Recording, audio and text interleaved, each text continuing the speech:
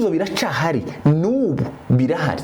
98 ndo masamaze kuvuga gutyo benshi barishwe, ariko mu bimenyetso rero tuze mu gihe c'ubu kwa rutekereza ko ayo ari amateka, si amateka, birahari.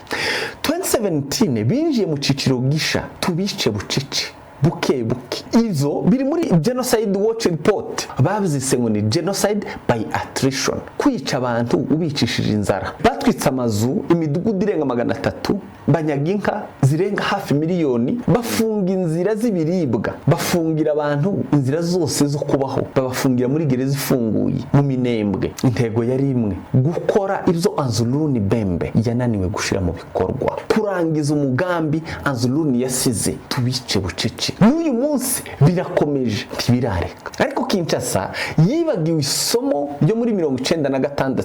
Iyo ushize umuntu ku rukuta umumaro ubwoba burashira, hagasigara ubutwari. Muri uwo mwotsi wose w'imidugudu batwitse havutsemo twirwaneho. Twirwaneho si ideology, si rebellion, si invaders, ni defenders, abarinzi. N'abarinzi b'imvaza basekuruza badafite kugenda ngo bagende gusa, barwanira kubaho. Kuko General Makanika yaravuze ati murwanira intambara, turi kumwe n'Imana isumba zose, nubwo isi yose dutera umugongo, ariko nimba vyanditswe ko Imana yaturemye ntawo duhanagura kuri isi. Yavuze ijambo rikomeye, ariko abasesenguzi bataza basobanukirwa.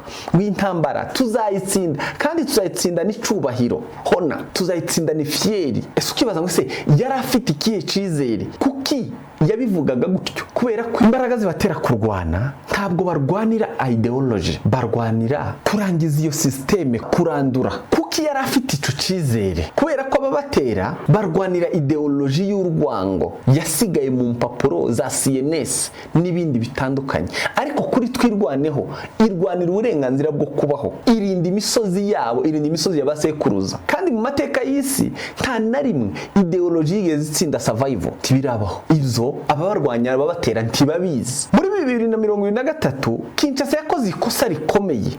Yibwiraga ko ubwinshi bw'ingabo za FARDC n'abarundi na wazalendo bushobora gusimbura legitimacy y'abaturage, bigatuma bemerwa. Bibwiraga yuko geography cyangwa se terrain ari neutral. Kuri twirwanaho imbaraga zabo ntiziri mu mbunda nyinshi, ziri muri spirit. Muri iyo misozi abasore barindwi bahagarika ibihumbi by'abasirikare.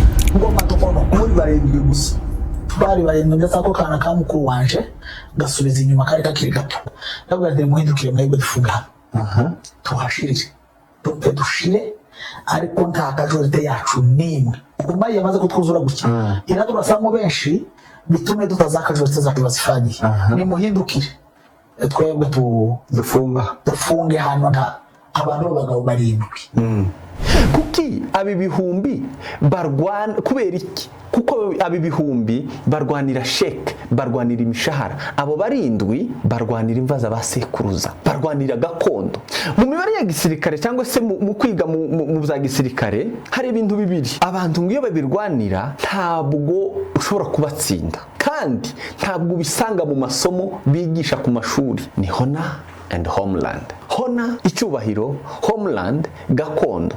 Iyo ufite ibyo gusa, ibyo bintu bibiri byo kurinda, guhunga biva mu mahitamo, hagasigara inzira imwe rukumbi yo kwirwanaho. Rero ubatera ibyo ngibyo ntabyibuka yuko iyo spirit ibari mu mitima, iyo spirit ibari mu maraso. Barwanira icubahiro na gakondo yabo, tibarwanira imishahara, tibarwanira inyungu, tibarwanira ubutaka, tibarwanira amabuye, tibarwanira ibyo bo barwanira, tibarwanira ideology y'urwango, barwanira kubi wabo. Isi irebera ibi bintu nkaho ari local conflict, ari ibibazo by'abaturage by'amoko. Bibagiwe imbarutso ko yavuye Ilabule mu Bufaransa.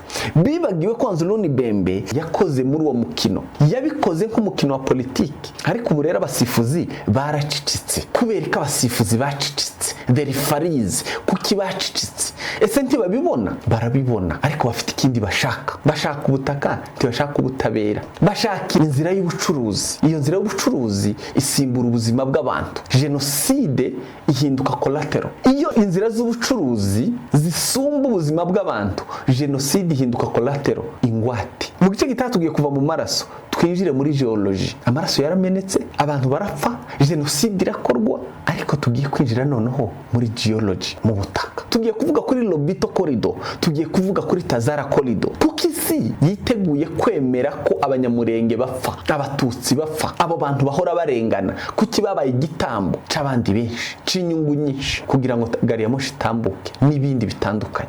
Tugiye kuva mu kurwana no kwirwanaho n'ibindi, tuje noneho muri geopolitique rusange, aho iyi chessboard idakinwa gusa na local government y'Kinshasa n'abarundi. Hari Lobito corridor bakeneye, tuzabigarukaho mu gice gitaha muri episode ya 3. Turebe Lobito corridor na Tazara corridor bimeze gute, bihishe iki, bivuze iki, hanyuma wewe usabwa iki kugira ngo izo zose bibeho, uzasigara uhagaze. Niba ukunda izo dukora, kandi subscribe, ubundi ukomeze kudushigikira mu bikorwa byose. Thank you so much. Imana ibarinde. Ni Afrimedia Live hamwe na Director Gabi, ubundi Imana ikomeze kubitaho. Ciao ciao.